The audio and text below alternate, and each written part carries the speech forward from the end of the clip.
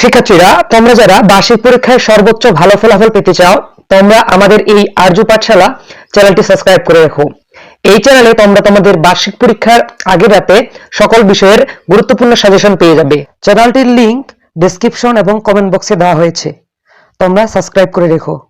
আসসালামু আলাইকুম প্রিয় অষ্টম শ্রেণীর শিক্ষার্থীরা, আর্য পাঠশালা নতুন একটি ক্লাসে তোমাদের সবাইকে স্বাগতম। প্রিয় শিক্ষার্থীরা, আজকে আমি তোমাদের সাথে আলোচনা করব তোমাদের শিল্প সংস্কৃতি পরীক্ষা, যাদের আগামীকাল পরীক্ষা, তার একটি গুরুত্বপূর্ণ প্রশ্ন নিয়ে আলোচনা করব, যেটি তোমাদের বার্ষিক পরীক্ষার জন্য বেশ গুরুত্বপূর্ণ। দেখো, তোমাদের ক বিভাগে থাকবে হচ্ছে তত্ত্বীয় অংশ, এটা হচ্ছে মোট 65 মার্কের। তোমরা দেখতেই পাচ্ছ, এক নম্বর হচ্ছে এক কথায় প্রশ্ন উত্তর দাও এবং অতি সংক্ষিপ্ত প্রশ্ন। এখানে তোমাদের সবগুলোর উত্তর করতে হবে। 15টি থাকবে, 15টির উত্তর করতে হবে, যার প্রতিটি জন থাকবে 1 মার্ক করে। তোমরা দেখতে পাচ্ছ যে সাবাস বাংলাদেশ ভাস্কর্যটি নির্মাতাকে। খ হচ্ছে যে কায়ুম চৌধুরী কত সালে 21 পদক লাভ করেন। গ হচ্ছে আধুনিক গম্ভীরা গানের সৃষ্টি কোথায়, এবং ঘ হচ্ছে দেশের তৈরি পোশাককে তরুণ প্রজন্মের কাছ থেকে জনপ্রিয় করে তুলেছেন কে। তারপর হচ্ছে মনে হচ্ছে বাউল গানের মূল যন্ত্র একতারা দিয়ে কি তৈরি হয়। তারপর হচ্ছে চ হচ্ছে শিল্প নগরী বলা হয় কোন নগরীকে। তো দেখো, এরকম তোমাদের মোট তোমাদের ক থেকে মূর্ধন্য পর্যন্ত মোট তোমাদের মানে 15টি প্রশ্ন থাকবে। 15টি প্রশ্ন উত্তর তোমাদের খাতা লিখতে হবে। তো এগুলোর উত্তর আমি ভিডিও শেষে তোমাদেরকে দিয়ে দিব। তো তোমরা ভিডিওটি শুরু থেকে শেষ পর্যন্ত দেখো। ভিডিওর শেষে আমি সেগুলোর উত্তরগুলো নিয়ে আলোচনা করব। তো এরপরে হচ্ছে দেখো, 2 নম্বর হচ্ছে সংক্ষিপ্ত প্রশ্ন। এখানে 4টি উত্তর দিতে হবে আর প্রতিটি জন থাকবে 5 মার্ক। তাহলে এই অংশ তোমরা পেয়ে যাবে 20 মার্কস। সো দেখো, সাবাস বাংলাদেশ ভাস্কর্যটি কারা এবং কাকে দিয়ে নির্মাণ করান, এটি ব্যাখ্যা করতে বলা হয়েছে। খ হচ্ছে ছন্দ কাকে বলা হয়, ছন্দ কত প্রকার ও কি কি। গ হচ্ছে পাইচিত্র কি। ঘ হচ্ছে পালাযাত্রা সম্পর্কে বর্ণনা করো। ও হচ্ছে আহসান মঞ্জিলের স্থাপত্য শিল্পী শৈলী বর্ণনা করতে বলা হয়েছে। তো এরকম তোমাদের মোট প্রশ্ন থাকবে, তোমাদের মোট মানে মোটামুটি থাকবে প্রশ্ন 5টি, যার মধ্যে তোমাদের উত্তর করতে হবে যেকোনো 4টি। আশা করি তোমরা জিনিসটা বুঝতে পেরেছ। তো দেখো, এরপরে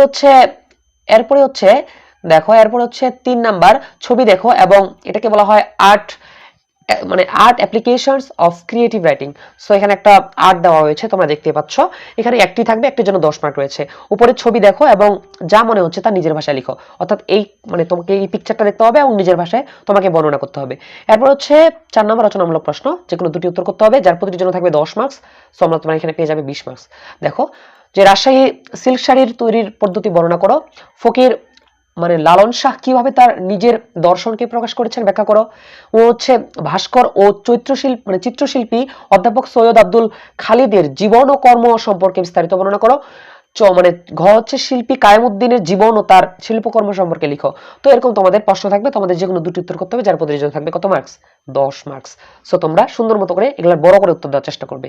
তো এরপরে লাস্ট হচ্ছে খ বিভাগ। এটা হচ্ছে ব্যবহারিক অংশ। এটা তোমাকে অবশ্যই খাতা কলমে করতে হবে, হাতে কলমে আর কি। মোট মার্ক হচ্ছে 35। 1 নাম্বার হচ্ছে বন্ধু খাতা প্রদর্শন করতে হবে, যার জন্য রয়েছে মোটামুটি 15 মার্কস, এবং যে কোনো একটি কাজ এবং কার্যক্রম তোমাকে দেখাইতে হবে। দেখো, এটার জন্য 20 মার্ক রয়েছে। তোমরা যে কোনো দেখাইতে পারো। দেখো, প্রাকৃতিক প্রকৃতিতে পুনর্বিন্যিক নকশা অঙ্কন করো, অথবা বিভিন্ন মাধ্যমে গম্ভীরা গান শুনে বইয়ের দেওয়া গম্ভীরা গানের ভঙ্গি দিয়ে গাওয়ার চেষ্টা করো, অথবা রিক্সা পেন্টিং এবং অঙ্কন শৈলীতে দক্ষতা অর্জনের জন্য পোস্টার অথবা যে কোনো সহজলভ্য মাধ্যমে কি বলছে ক্যালিগ্রাফি অনুসরণ করতে বলছে। তো চলো আমরা এগুলো উত্তরগুলো দেখি। এখন আমরা এগুলোর উত্তর দেখে নেব। দেখো, এক কথায় উত্তরগুলো হচ্ছে ক হচ্ছে মানে শিল্পী নতুন কুণ্ঠ, তারপর হচ্ছে 1986 সাল, তারপর হচ্ছে চাঁপাইনবাবগঞ্জ, তারপর হচ্ছে শিল্পী কায়েমউদ্দিন চৌধুরী, তারপর হচ্ছে লাউয়ের খোল, তারপর হচ্ছে চামড়া বাঁশ ও তার দিয়ে তৈরি খুলনা নগরীকে, তারপর হচ্ছে ইউনেস্কো। জ হচ্ছে হজরত খানজাহান। ঝ হচ্ছে জল রঙের জন্য গোল ও চারটা তুলি ব্যবহার করা হয়। যেমন হচ্ছে কবি জীবনানন্দ দাশকে। ট হচ্ছে লাল গির্জা। ঠ হচ্ছে সাগর কন্যা, এবং ড হচ্ছে বুড়িগঙ্গা, এবং ঢ হচ্ছে বিলাপ ও ক্রন্দন। আর মূর্ধন্য হচ্ছে ঢাকা বিশ্ববিদ্যালয়ের কলা ভবনের সামনে। তো তোমাদের যাদের লেকচার বই রয়েছে, তারা তোমাদের খ নাম্বার উত্তরগুলো পৃষ্ঠা এবং নম্বর দেখে মিলিয়ে নিবে। দেখো, পৃষ্ঠা হচ্ছে 564 এবং নম্বর হচ্ছে 12। তো এভাবে তোমাদের প্রত্যেকটির পৃষ্ঠা উল্লেখ করা আছে এবং তোমাদের কত নম্বর প্রশ্ন আছে সেটা উল্লেখ করা আছে। সো এইভাবে তোমরা প্রত্যেকটি উত্তর পেয়ে যাবে। 3 নাম্বারও সেম ভাবে প্রশ্ন লেখা আছে, উত্তর দেওয়া রয়েছে। সো দেখো, 4 নাম্বার হচ্ছে রচনামূলক পৃষ্ঠা দেওয়া রয়েছে, সেগুলো উত্তর তোমাদের লেকচার গাইড থেকে তোমাদের লাগে সংগ্রহ করতে হবে। এরপরে ব্যবহারিক অংশগুলো দেখো, 1 নাম্বারটা নিজের চেষ্টা করতে হবে, এখানে উত্তর দেওয়া থাকবে না। আর 2 নাম্বারটা তোমরা তোমাদের গাইড থেকে দেখে নিতে পারো।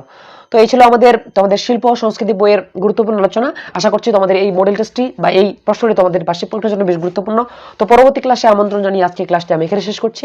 দেখা হবে অন্য কোনো ক্লাসে। আসসালামু আলাইকুম।